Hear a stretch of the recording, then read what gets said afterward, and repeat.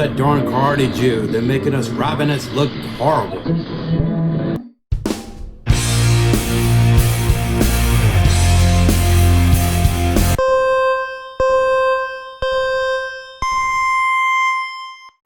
If you've enjoyed this program, please click like and subscribe.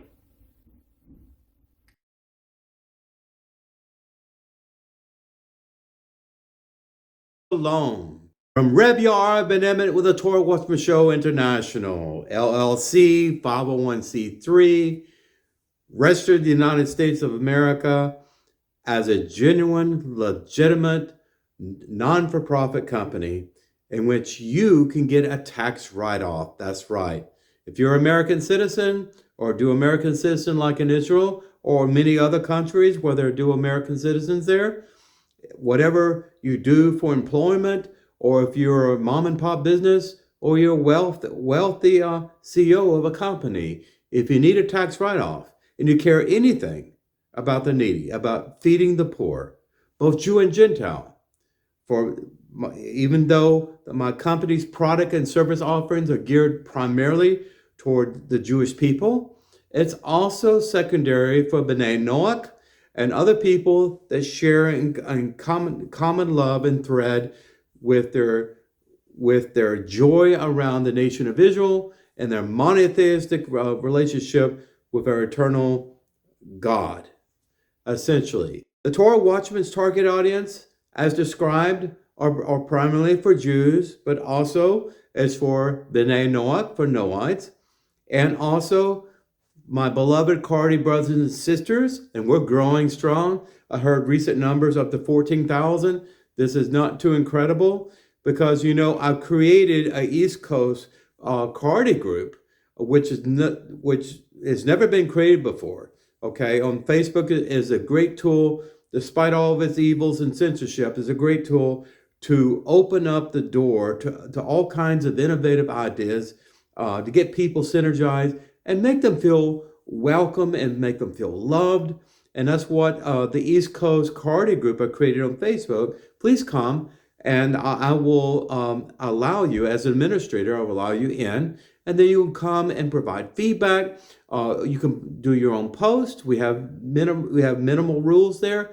I like to have open disclosure. I do not practice censorship. All I'm asking for you to not be rude and be compassionate to other people, how you want to be treated, okay?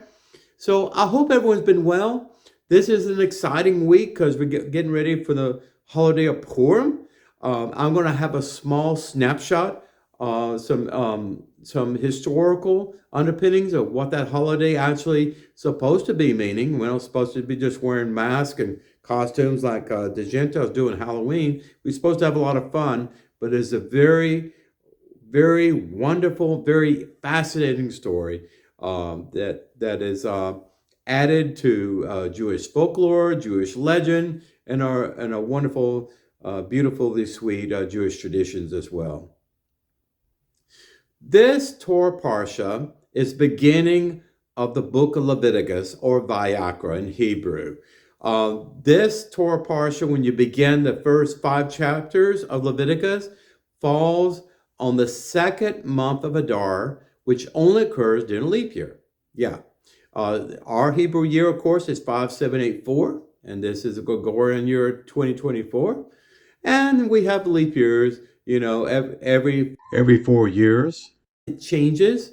But anyway, our hakams, our Torah scholars in the times past, or sages, came up with a methodology and approach in which they simply add an additional month for the leap year time period, in which we can extend out our Torah lesson material equally among essentially the 12 months of the year. So you have an anomaly this year. You have 13 months, but it all works out. It all works out. Okay.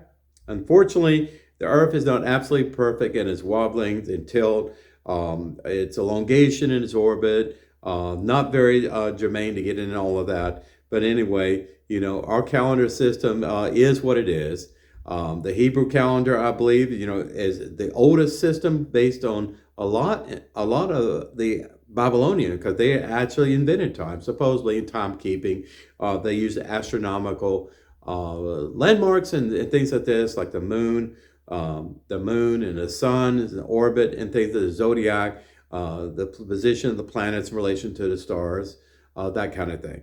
But anyway, getting all of that out, let's get started with our 7 aliyah Torah Parshah Vayikra. If you remember the last week, okay, we closed out the holy book of Shemot, Exodus, and the synopsis of the segue leading from Shemot to Vayikra is that we're talking about the actual construction of the tabernacle, the Mishkan, and the assembly of all the special holy artifacts and elements that went into the Mishkan, like the Ark of the Covenant, for instance, like the menorah, like the incense altar. Of course, predominantly is a 4-horn elevation altar, the table of showbread, the other elements that comprise the Mishkan, the separation between the Holy of Holies, that it can only be entered once a year.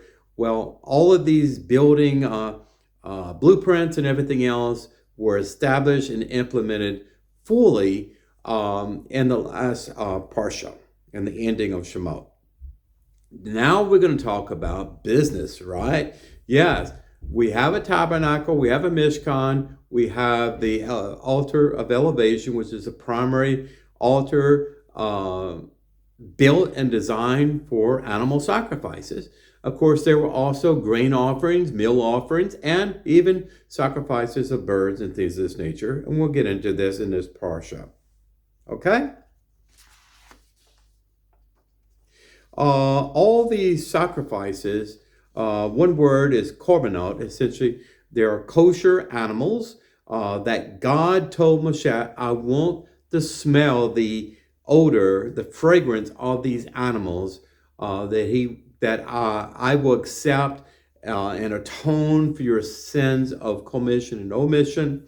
Very important to point out in this respect that there are sins of omission and commission. In other words, you have sins that are intentional.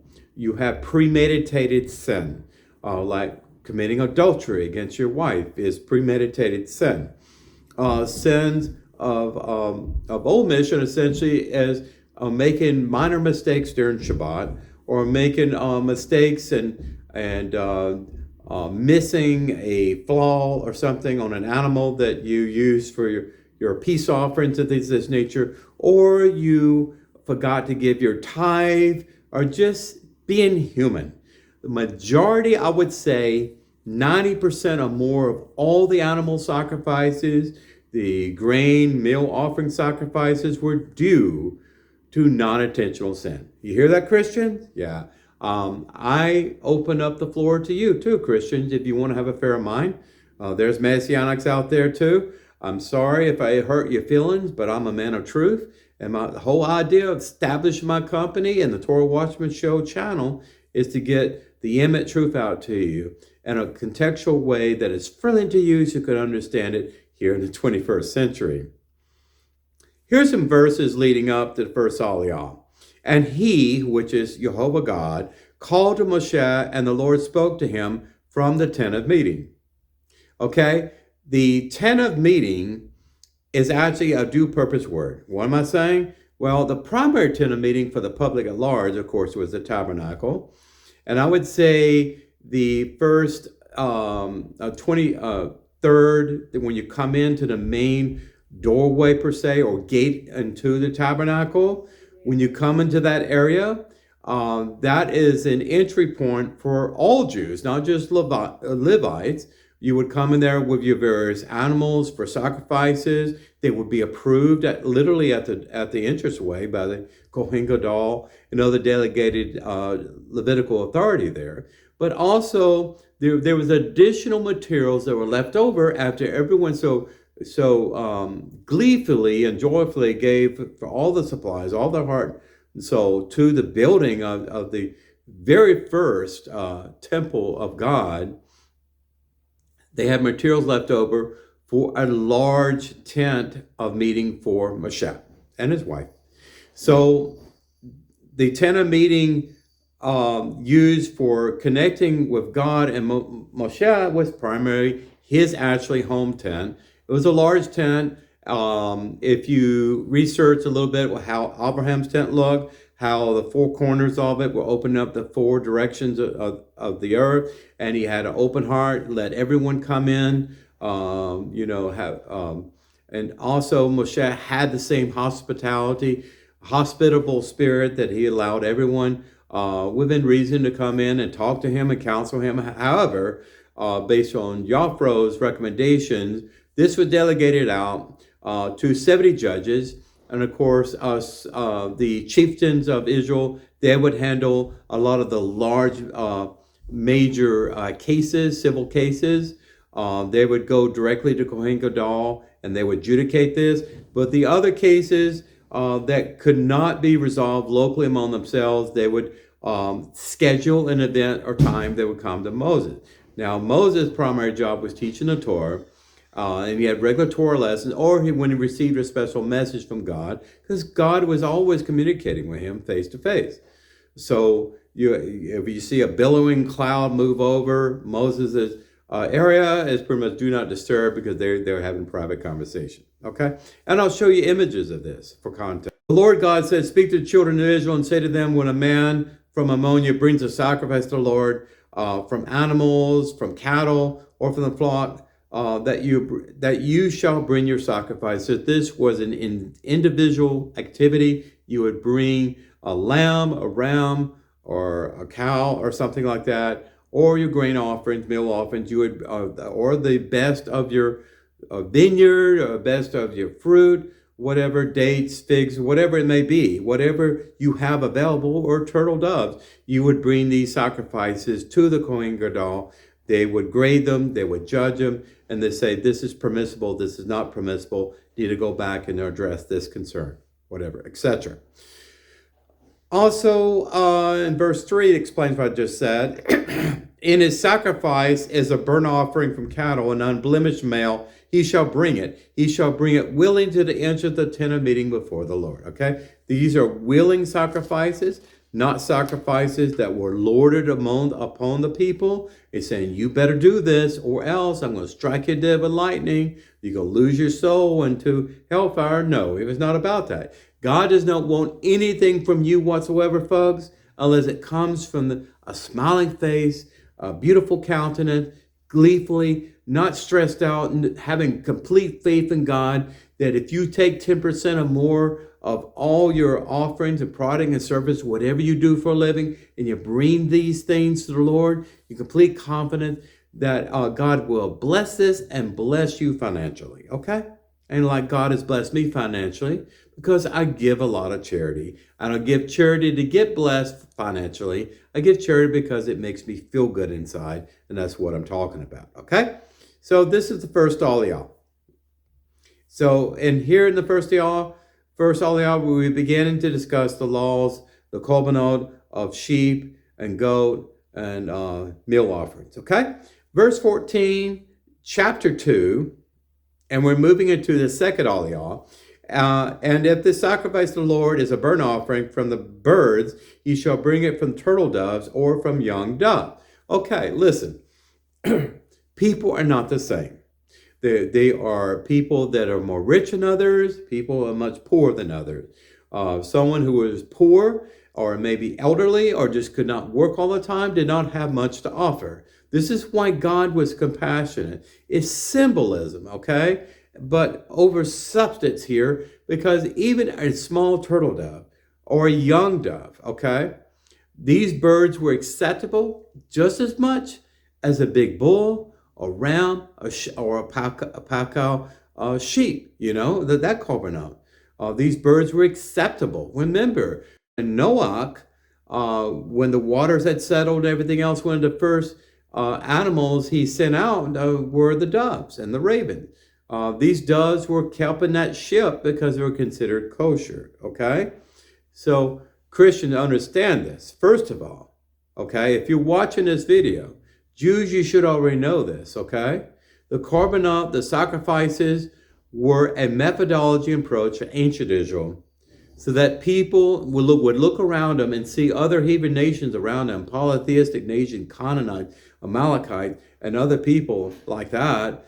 They would do all kinds of crazy things as far as to attract the attention of their gods, who yell and scream, cut their hair, cut their skin, burn tattoos in their flesh, and everything else.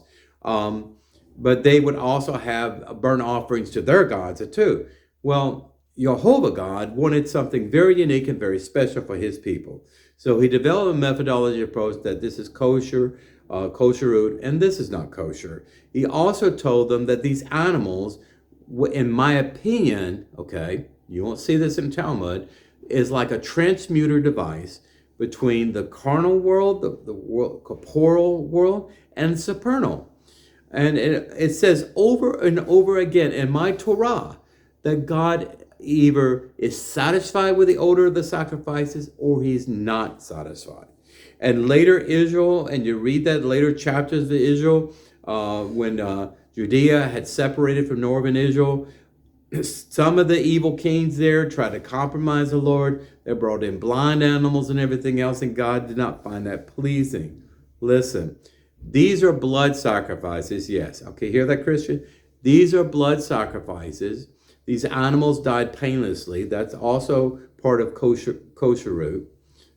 And once these animals were sacrifices, the blood was drained from the neck, and they were put in cups and things like that. And sometimes the blood was sprinkled on the four horns of the elevation altar, and sometimes they were put behind the ear, the cartilage of the ear too. I've read this before. The thing is about the blood is that the blood belongs to God. We're not allowed to drink raw blood from animals. We're not allowed to have partially cooked meat per se. Meat has to be prepared in a saline solution. Is all part of kosherut today. The blood is literally drained out of the chicken and the beef, at least, and turkey. Okay, that makes it kosher. These animals were acting on behalf of the individual. Sin of omission primarily, because remember, the sins of commission were adjudicated, but through the legal court system, halakha, within ancient Israel at that time. And sometimes they were capital punishment. Sometimes they were very severe punishments. Sometimes you would be put into prison. Sometimes you would be exiled from Israel. So understand the majority of these animal and grain sacrifices, both big and small, turtle doves to big bullocks, okay, were done as a mechanism and a means to atone for the individual sin, because at the end of the day, we are animals ourselves. We are primates. We're Homo sapien, but we are primates. We are animals, okay? We have that in common with every animal, every organism, okay? We're all part of an ecosystem together, okay? So you have an animal to an animal connection, and it's a spiritual thing, okay? I don't need to shed my blood. I don't need a Mashiach to die for my sins. No one righteous can die for you. But that animal who is innocent before God, literally, the Kohen Gadol would put his hand on the head of the animal, and he would transfer symbolically not just his sin, but the sin of the entire nation into that animal. And that animal would be totally consumed in the fire, and the sins and everything else would be forgiven in that process, okay? How does it apply today? You decide, because there's no temple on Har Habayit, okay? We hope the Mashiach come quickly. I just wanted to get that context out of the way so that you don't get lost in all the mundane, legalistic aspects of the book of Leviticus. Some people turn away from the book of Leviticus because there's so many rules and regulations and processes. People get bored with it. But, a picture, you just draw a picture in your mind of what's actually happening. And understand there's a bigger picture beyond what the priest and the people were doing as far as offering up animal and grain sacrifices.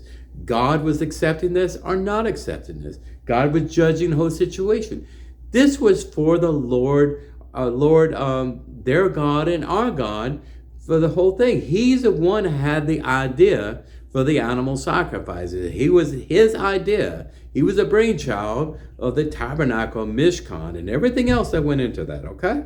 So chapter 2, if a person brings a meal offering to the Lord, his offering shall be of fine flour, okay? Fine flour without yeast, because yeast is a fungal organism. We like it because without it, we would not have beautiful challah, okay? On Pesach that's coming up, we have unleavened bread, and this is fine flour. Fine flour, in other words, can be wheat germ, the very best of the best, not this bleached flour and everything else you find in stores today, okay? Very best flour with olive oil and frankincense upon it, okay? I have a little bit of frankincense in my home. I gave it to my wife, and when she makes the korbanot portion of the challah, which she burned, she puts frankincense on that, just to get her to think about the temple, okay? Second Aliyah, Yehovah teaches Moshe all the laws of fowl, known as olah. Okay, this Aliyah continues with a description of 3 types of voluntary meal offerings: unbaked flour. So yeah, literally just flour to spread out in a pan. Baked loaves, and the shallow fried meal offering, something like pancakes or thin wafers, things of that nature. All voluntary meal offerings also contain olive oil and frankincense, okay? Verse 12, chapter 2, however you shall bring them as a first fruit offering to the Lord your God. Nevertheless, they shall not go up on the altar. They shall not go up on the altar as a pleasing fragrance to the Lord, if they are not giving from a free will heart. Okay? First fruit is very important here. The best of your herd, the best of your produce, the best of everything you have belongs to God. That's why in tradition, when you get married and have children, the first son you have traditionally belongs exclusively to the priesthood of God. Okay? Remember the judge Samson? Remember Samuel? You know, that the prophet that was conceived for priestly service. Okay.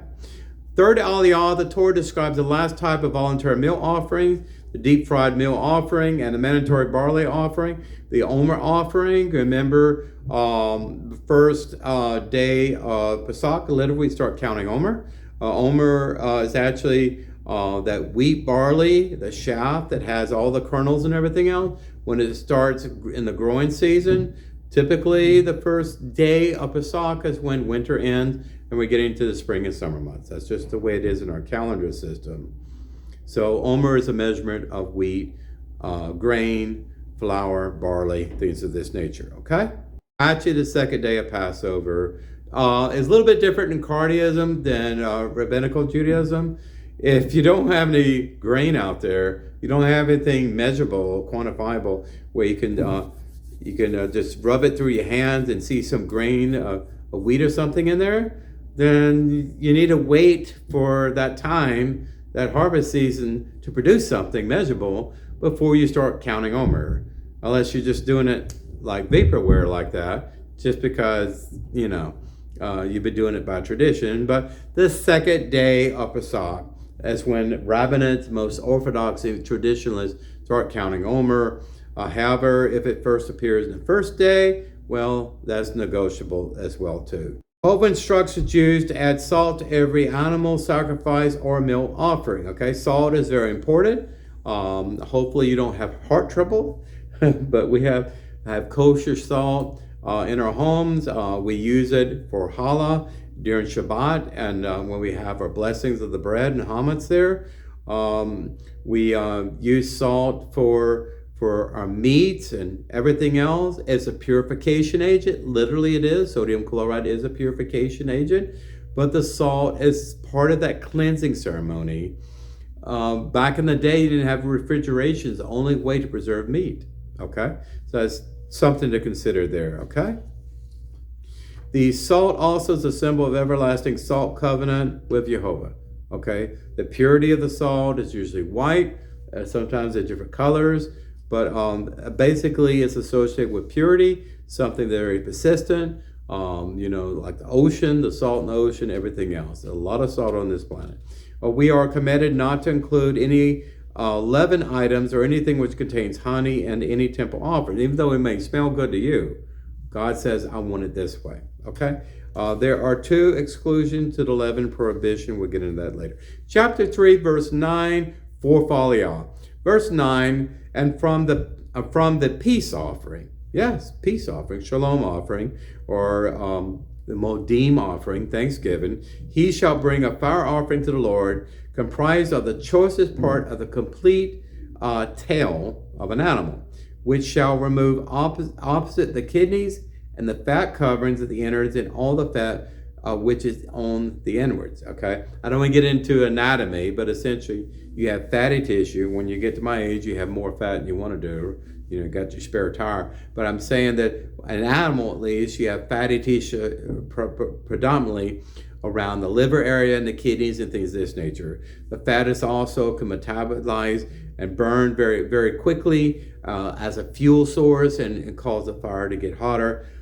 I tell my wife today, and most black kosher meat shops, they trim the fat off, the extra fat and everything, because it belongs to God. It doesn't belong to us. It's not healthy for us to consume anyway. Okay? So that is a tradition in kosher in meats today. And the way meat's prepared, they trim the fat off of that. Okay? So the fat belongs to God and would go up into the flame. And God said it's a pleasing odor to him. Okay? So for Faliah, the peace offering, the shelamim sacrifice is described in this aliyah. The shelamim, which could be brought from cattle, sheep, and goats, was shared by the altar, which consumed some of the animal's fat. The kohanim had part of this too, okay? And our donors of sacrifice who were given the bulk of the meat. So anything that did not go up in the flame, the Kohen Gadol and the Levitical priest had a measure of that meat for their own families. I told you before, the tribe of Levites were very unique. They could be governors over cities and things of that nature and communities. They cannot ever own real estate. They cannot grow produce, and they cannot own land for animals. So they were 100% dependent upon God and the charity of the people for this. That's why we give tithe and offerings today in our shuls. So the kohanim and the donors of the sacrifice were given a bulk of the meat. The aliyah ends with the prohibitions against consuming blood. I've mentioned this before, and specific fats which are offered to the altar. These prohibitions apply to all animals, even those not directly offered to the temple. Okay. And some ancient cultures, I think about Greek cultures, people hunters or whatever, they used to drink the blood of the antelope, a deer, or whatever, to get that spiritual energy, that strength, or just manly kind of thing. You're forbidden to do that, okay? The blood contains the life of the animal. Like I said, it's a transmuter device, takes your sins, transmutes it into the animal, and then the animal is consumed in the fire, and so is your sins, that it's acceptable to God as a pleasing odor before him. Chapter 4, fifth aliyah. Verse 3, and if the anointed Kohen sins, okay, this is sins of commission, okay, bringing guilt to the people, then he shall bring for his sin which he committed an unblemished young bull as a sin offering to the Lord. Yeah, people make mistakes. Even the priesthood made mistakes, okay? Very interesting here. I want to point out, Christians, you're listening here. If the Levite priest sins, okay, he's the one who sinned. He's the one who has to atone for his own sins. He has to carry on their own sacrifices. If he doesn't do this, the entire nation of Israel could be shared among that disobedience and that admonishment by God. Fifth aliyah, we now begin learning about this sin offering. It's known as the chatat sacrifice brought by an individual who is guilty of inadvertently transgressing a sin. Okay, again, 98% I said 90%, but it's probably about 98% of all these animal and grain sacrifices were for incidental sins, okay? Sins of omission and commission, okay? As we say today. The chatat sacrifices brought by a high priest of sins, by the Sanhedrin, Jewish Supreme Court, who issue an erroneous ruling which causes the populace to sin. Yes, this is probably, we have good and bad judges in our country. We don't like what the Supreme Court says half the time. Certainly not in Israel. They sin. And the question is, do they know they sin, and do they want to make amends for that sin? But it can cause the entire people to sin if you have the wrong civil authority appointed, corrupt individual politically, or they just make a mistake in that ruling and they should have ruled a different way. It could be like in a court system, this person is guilty or not guilty, okay? That's what I'm talking about. Verse 30, 6 aliyah, and this is chapter 4. And the kohen shall take some of the blood with his finger, we mentioned this before, and place it on the horns of the altar used for burnt offering. And then he shall pour all of the remaining blood at the base of the altar around the frame of the elevation altar. Okay? The 6th aliyah, the Torah discussed the fourth and final type of chatat. There's a common person who sins, just the populace. Also discussed is a kohen, olah, Vayored. It's a vacillating sin, something that continues and metastasizes, that happens repeatedly, is brought by an individual guilty of a certain specific sin. For every single human condition, for every single type of sin, God gave a methodology, a technique, and a process methodology to Moshe to teach the Levitical priest and the children of Israel. I'm aware that you are a failed human being. I'm aware you make mistakes. I want you to depend on me. Don't be afraid of me. This is the way to remove your sin from me. This is the way to show me that you're sincere and making retribution for that mistake you made, okay? I think it's beautifully sweet because, you do not expect a large bullock to come from a very poor family. Everyone gave whatever they had. So if you had a lot of money, more was expected of you, okay? Essentially, it's the way it was, okay? A wealthy person brought a sheep or a goat. A person lesser mean brought 2 birds. And a pauper brought a meal offering, okay? Someone has something to give to the Lord. The main thing, they say this all the time today, with no temple, no red heifer, even though they're breeding very pure red heifer stock and Shechem, I believe, in Israel. We have a major cleanliness problem among the Jewish people. The red heifer, the big bullock there, once a year during Yom Kippur, would be sacrificed and completely burned up and the hide taken outside of the camp of Israel. That was for the cleanliness of the Jewish people, like when you accidentally touch a dead body. I mean, people lose loved ones all the time. You go to wakes, you go to funerals, you step into cemeteries and things like that. You might walk over a grave. All of this kind of thing. The cleanliness of the Jewish people is a very chronic spiritual problem. Remember, there is a equivocation between what's in the flesh and what's in the supernal domain of God. Okay, it's all quantum tangled. It's all connected. I know this to some people that are not Jewish, that have not raised in Jewish tradition. All these animal sacrifices may appear very archaic. If you're a Peter lover and you're a vegetarian, you definitely don't like the idea of sacrificing animals. Listen, God does not approve of human sacrifices. I'm sorry, Christians, he does not. God only approves of animal sacrifices in the context of incidental sin. The Jewish High Court, the Sanhedrin, Halakha, would adjudicate capital punishments, things of deliberate sin of commission. Okay.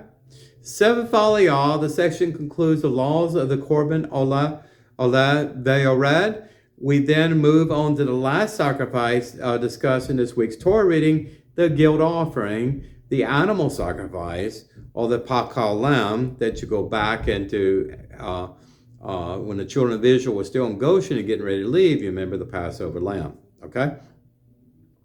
3 types of the asham sacrifice are discussed. An asham brought by one who inadvertently misappropriates temple property, okay? You remove something by mistake. You know it had the anointing oil on it. You thought it was just something, I don't know. Maybe you brought something and you picked up the wrong boss when you left. An asham is brought by one who falsely swears regarding money owed to another. Heated arguments and things like this. False accusations. You hear about Lashana Ra, whatever. If you don't have 2 witnesses there to adjudicated court, you can make a false accusation of someone. Okay. That kind of thing is how you make retribution. Okay, in addition to making a sacrifice, the 2 individuals must repay the principal amount and pay a punitive fine equal to 1/4 of the principal. Okay, so you're responsible for 25% of the total amount of the restitution to the person that you've wronged. Okay, C, an asham brought by a person who is uncertain whether he violated Torah prohibition. So in other words, anytime that you have a guilty conscience or you're not unsure of something, listen, God will encourage a cheerful giver anytime. He will. You'll bring that grain offering, you bring that turtle dove offering, you bring that lamb or goat or whatever is acceptable, but as a korbanot animal sacrifice or grain offering, you bring that. But if you've wronged someone, you make retribution as a public witness before the nation of people. Okay, get all the skeleton that you called it, and the priest will adjudicate those cases.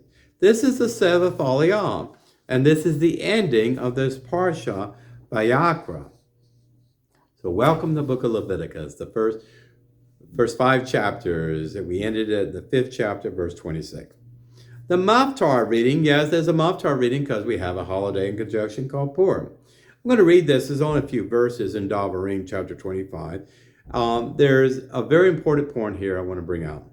In verse 17, chapter 25, the Lord our God says, "You shall remember what Amalek did to you on the way when you went out of Egypt, and you'll always curse the Amalek." Okay? We'll get to that in a moment. Verse 18, how it happened upon you on the way, and you cut off all the stragglers at your rear, talking about how the Amalekite abused the Jewish people when they couldn't defend themselves. When you were faint and weary, they attacked you.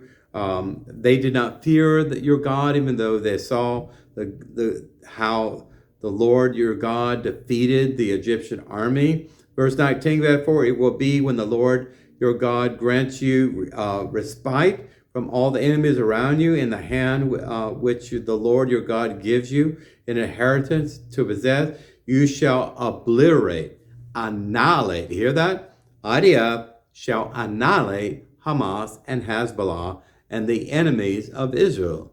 It's very clear. This is how you target your enemy, who is your enemy, and you decide what you do to that enemy. Okay? God has a generational curse on Amalek. And who is Amalek today in Purim? Well, Haman. Supposedly, Haman was someone who got away, who was a distant descendant, remote descendant of the Amalekite tribal nation, okay, that tormented Israel so much. And Purim, what is Purim, okay? Most people that have heard of Purim, like Christian, you see it, they say, oh, it's a Jewish Halloween. Well, not really. We do dress up in festive costumes and things of this nature. Do you like Clint Eastwood? Do you like the Old West and everything? Well, I'm going to dress like that. I'm going to show you a picture of that later on. All joking aside. Yeah, even adults, not just kids, can dress up in funny costumes and have a lot of fun. Well, Purim is not just about dressing up and funny costumes. It's to read the Megillah, to read the story of the book of Esther, and I'll give you a little bit of history here. Okay, the Persian Empire of the 4th century BCE extended over 127 lands, quite immense there. And all the Jews were its subjects. When King Ahasuerus and his wife Queen Vashti executed for failing to follow his orders, supposedly Queen Vashti was executed or she was exiled. I'm not sure exactly what happened. But King Ahasuerus got angry at his queen, so he wanted to find a new queen. Well, who you think that was? It was Esther. Okay, so he arranged a beauty pageant for a new queen. A young Jewish girl who had no father, no parentage, probably an orphan who was raised by, I believe, her uncle Mordecai, okay, a righteous individual, found favor in his eyes, and he immediately chose her over other women in his harem, essentially, okay? He found favor in his eyes and became the new queen, though she refused to divulge in his nationality, according to the commentaries of the book of Esther. Okay? You may say, why were there Jews in a diaspora in Persia? Very good question. Because you probably know the history of the scribe Ezra and the governor administrator Nehemiah. Okay? They were not prophets, but they were righteous Sadics in their own right. Anyway, King Cyrus II allowed a group of observant Jews, primarily Levitical Jews, people that loved the Torah and was keeping the Torah, even in Persia, allowed them to go to Judea and rebuild the walls of Jerusalem, which is complete in desolation, and cleanse the temple site and start regain access to the Temple Mount and start animal sacrifices. Okay? You might want to say, why didn't all the Jews come out of Persia when they had the opportunity to do that? I mean, King Cyrus II gave them the temple treasury back. He also gave them funds, money, gold, and things of this nature, and gave the support of some of his soldiers to protect them because the Samaritans tormented them immensely. But, not all the Jews left their homeland, per se, of their ancestors, and they had their generations of people buried there, and it became home. I mean, that was their place they recognized home, not Judea. They had no memory of anyone living in Judea. They were totally detached from that, okay? But they paid with that bad decision to the point where they were nearly exterminated by an evil individual by the name of Haman, okay? Queen Esther stood in the way for the Jewish people, and she had an opportunity that Mordecai whispered in her ear that, this individual, Queen Esther never told the king that she was Jewish until she used that strategically to try to get an advantage of the situation. Long story short, Haman was executed by the same gallows that he had built for Mordecai. Mordecai was elevated in the place of Haman, and then the Jews were allowed to actually protect themselves, defend themselves, because there was a king's edict. It was the idea of Haman, when Haman was in ruling authority, and he turned the king against the Jewish people there and blamed them for all the problems in Persia, that they were not like the rest of the Persian people. They were loyal to the gods of Persia, etc., etc. Well, in the end, the joyful thing was that after fasting and everything else, and yes, we fast before Purim. It's our tradition to do that. But the joyful pageantry and everything else was after we were essentially free from these evil edicts upon him. Haman was removed from our presence. The Amalekite was removed from our presence, and we could be thankful and have freedom and defend ourselves, okay? This is a lesson that we need to learn all the time, okay? The lesson we should have learned that would have prevented the murder of our people in October 7th, 2023. Why did we sit on a Hamas situation since 2007? Why, Benjamin Netanyahu, did you allow any funding to the payrolls from Qatar to Hamas? Why did you do this? You knew there were tunnels being built there. You knew they were planning that. Mossad sat on the intelligence. I don't know why they tried to placate the Arabs and Palestinians. They think they wanted to make peace. They have proven over and over again, at least that group of Palestinians had so much hatred for Jewish people they wanted to exterminate us. It was in Hamas charter. We sat on that problem so long until it reached critical mass, and on a day of their choosing, they carried out the greatest massacre against Jewish people since the Holocaust.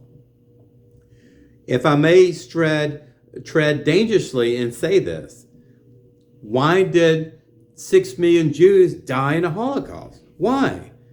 Because rabbis sat on the problem for so many generation years, peace and safety, Mashiach will come, God will protect us, God's angels watch over us. That may be true. But when God says, get out of Europe, your life is threatened, go somewhere. And many Jews went to Melbourne, Australia. Many Jews went to the Philippines. Many Jews went to Indonesia. Some Jews actually were eventually allowed to go to America, and some Jews went to Palestine, okay? But the majority of Jews stayed there, just like the Jews stayed in Persia, and were nearly had a death sentence against them by Haman. I heard a speech of Adolf Hitler. It was January 30th, I think, if I'm correct, 1939. 7 months before the beginning of World War II, the last part of the speech, and it was AI on YouTube, they actually used the voice of Adolf Hitler, but it was in English. The last part of that speech, he promised and swore the annihilation of the Jewish race in Europe. Now, that was broadcast all over the world. They didn't have TVs or whatever accessible. Then they had radios. Everyone heard this on the radio. Rabbis heard this on the radio. Why they didn't take Hitler seriously? They saw all the anti-Semitic cartoons, the graffiti, the swastikas, and everything else building up in the 1930s. A lot of anti-Semitism programs and everything else. But they sat there and allowed themselves to be massacred. Probably for the same reason that led to the massacre on October 7th, 2023, and the same reason why the Jews did not leave in mass with Ezra and Nehemiah to Judea, but ended up in a very vulnerable situation, okay? That's all this Jew has to say about this. So when you think about Purim, think about the history of the Jewish people, the Jews living in a diaspora. Many people laugh at the book of Esther. It says the name of God is not there. They said if your house is burning down, grab all your Talmuds, Mishnah, Torah, but you don't have to worry about the book of Esther because they have the name of God, written all in Aramaic. But it's actually written by Esther and Mordecai. The only book of the Jewish Bible that was authored by a woman. I pointed this out to my rabbi on International Women's Day. I hope you enjoyed this Torah Parshah. I hope I brought some context and meaning to this. Listen, Leviticus is a rule book. Most of the 613 mitzvah is in here in detail. Detailed explanations for every type of sacrifice is in there too. These sacrifices were not innovated or invented by Moses or any of the Jewish people of that time. It was exclusively conceived by God as a way of atonement, primarily for incidental sins. You hear that, Christians out there? Ben-Emmett, listen, no one can die in your place. No righteous person can die in your place to atone for your sin. God is our only Yeshua, with small yud. He's our only Savior. He does not share his glory with anyone. He's a jealous God. And yes, we do not have animal sacrifices anymore, but what we do have is the temple of our lives, the way we treat one another, the way we love one another, the way we give charity on another, the way we don't get into bar fights and get into angry disputes with other people and all the negativity and everything, and then spreading propaganda and falsehoods and bad witnesses to other people and destroy their reputation, which is equal to murder. Listen, there's many ways we can atone for our own sins in our lives by taking ownership, especially as a man, taking ownership of our lives and make retribution, say, I apologize, getting your hands and knees in your face and beg God forgiveness, and then try to be a better person. Remember the book of Ezekiel, chapter 18, verse 20, 21, 22, and 23 is all about what I just said. Well, Shalom Aleichem, Reb Yair ben-Emmett signing out. Remember my motto. Listen, teach the Torah to everyone who's willing to hear it. If they're unwilling to hear it, you can't force it on them, but live that Torah truth. Maybe they'll come towards you. Okay? I am a lighthouse on a hill. I will not be hidden underneath a bush. I'm on the highest mountain. I have a big megaphone. I am a Gulf War vet, and I'm hardened for the truth. Yes, I am. I'm a white elf in the room. I'm not woke, and I'm never politically correct. You get what you hear. I do my best to be as truthful as I can. If I say something's my opinion, I will qualify that. And I do not go in ad nauseum anymore and go into the Talmud and tell you all what Rashi and everyone debated about. Listen, what I read to you today is from the Torah, from the Chumash, from the Tanakh. I hope you enjoyed it. Take care. Until the next time you say, I miss Rabbi Aaron ben-Emmett, I cannot wait to the next Torah Watchman video. You take care, and God bless you.